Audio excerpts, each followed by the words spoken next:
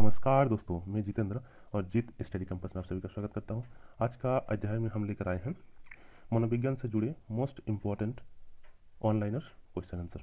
तो आज का अध्ययन शुरू करने से पहले आप सभी से अनुरोध है कि हमारे चैनल को सब्सक्राइब करें और वीडियो को लाइक जरूर करें। तो आज का अध्ययन शुरू करते हैं पहला क्वेश्चन की ओर।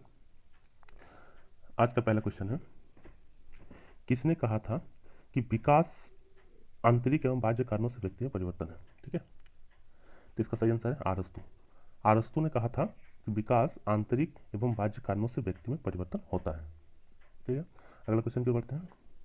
आज का अगला क्वेश्चन है, किस अवस्था में बालक नई खोज करने और घूमने की प्रवृत्ति बढ़ जाती है? यानी वह कौन सी अवस्था होती है जिसमें नए नए खोज करने और घूमने की प्रवृत्ति अधिक बढ़ जाती है? तो वह उत्तर बाल्यक काल है। उत्तर बाल्यक काल में खोज और घूमने की प्रवृत्ति बहुत ज़्यादा विकसित होती है और यह बढ़ जाती है। आगे चलते हैं, मानव विकास की किस अवस्था के बाद व्यक्ति परिपक्व हो जाता है? तो इसका सही आंसर है किशोरावस्था। किशोरावस्था एक ऐसा अवस्था है जिसमें व्यक्ति पूर्ण रूप से परिपक्व हो जाता है और इसका उम्र जो है 12 से 18 साल तक होता है। इसे आंधी या तूफान का काल भी कहा जाता है, क्योंकि इस समय बच्चा चाहता है कि हम स्वतंत्र रूप से घूमें, स्वतंत्र रहें। उसे अपना माता पिता का बात भी अच्छा नहीं लगता है। चलिए अगला क्वेश्चन पे चलते हैं। अगला क्वेश्चन है, सार्थक अधिगम की प्रक्रिया विकास की किस अवस्था से आरंभ होती है? इसका सही आंसर है शिशुअवस्था। यानी सार्थक अधिगम की प्रक्रिया का विकास शिशुअवस्था से ही प्रारंभ हो जाता है। और शिशुअवस्था का उम्र क्या होता है? तो इसका उम्र होता है 0 से 6 वर्ष। ठीक है, चलिए आगे की ओर बढ़ते हैं। आज का अगला क्वेश्चन है, विकास यानी किस अवस्था में घनिष्ठ मित्रता की प्रवृत्ति पाई जाती है? तो इसका सही आंसर है किशोरावस्था। किशोरावस्था में जो है घनिष्ठ मित्रता बनाने की प्रवृत्ति का भी विकास होता है। और अभी बताएं इसका उम्र कितना होता है? तो 12 से 18 साल। चलिए आगे की ओर बढ़ते हैं।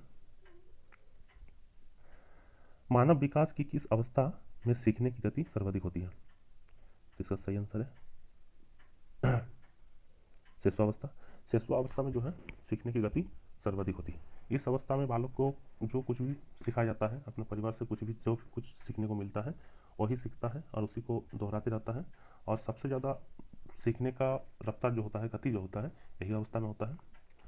तो यह सीखने की दृष्टि से बहुत ही महत्वपूर्ण उम्र होता है। चलिए आगे बढ़ता है। आज का अगला सवाल है, मैं कौन हूँ, मैं क्या हूँ, मैं भी कुछ हूँ आदि जैसी प्रबल भावनाएं का विकास किस अवस्था की सूचक होती है? ठीक है, तो इसका सही आंसर है शिशु सॉरी किशोरावस्था होगा,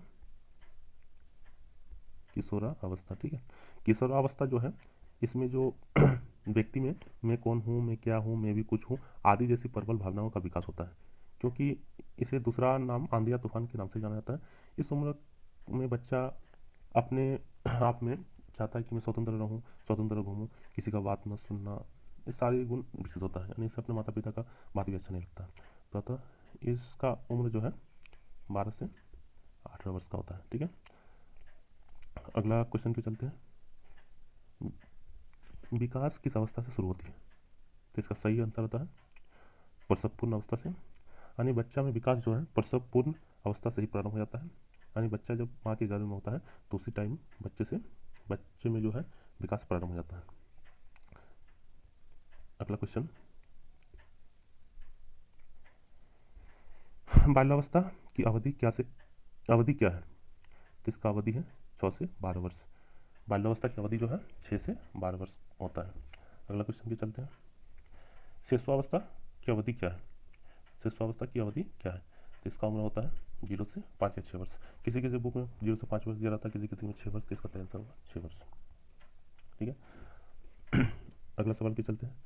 मध्य बचपन की अवधि कितना से कितना है? तो इसका सही आंसर है 6 से 11 वर्ष। यानी मध्य बचपन की अवधि जो है 6 से 11 वर्ष तक का होता है। अगला क्वेश्चन, किशोरावस्था की उम्र कितना से कितना है? ठीक है, तो इसका सही आंसर है 12 से 18 वर्ष। 12 से 18 वर्ष जो है एक किशोरावस्था का समय है और इसे आंधी या तूफान का काल भी कहा जाता है। अगला क्वेश्चन, पौरावस्था की अवधि क्या है?